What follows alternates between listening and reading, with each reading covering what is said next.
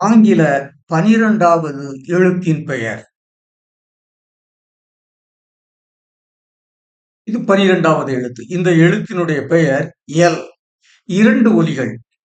அ என்ற ஒரு உயிரொலி, இல் என்ற ஒரு மெய்யொலி. 2 ஒலிகள்.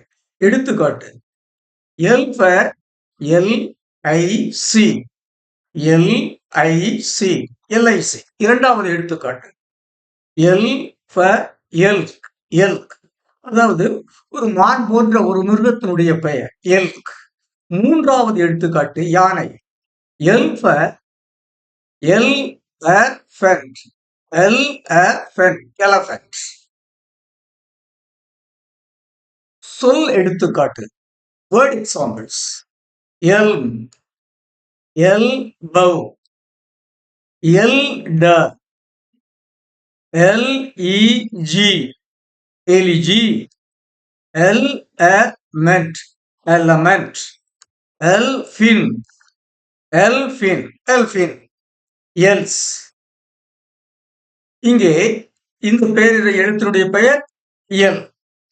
இதற்கு சிங்கத்தை எடுத்துக்காட்டாக கூறுவது பொருத்தமாகாது. ஏனெனில் பாருங்கள், இங்கே இந்த எல் என்ற எழுத்தின் முதல் ஒலி, எழுத்தின் பெயரின் முதல் ஒலி அ என்ற உயிரொலி. இந்த லயன் என்ற சொல்லின் முதல் எழுத்து இல் என்ற மெய்யொலி. எனவே இல் பொருத்தமாகாது. இங்கே 2வது ஒலி இல் என்ற மெய்யொலி.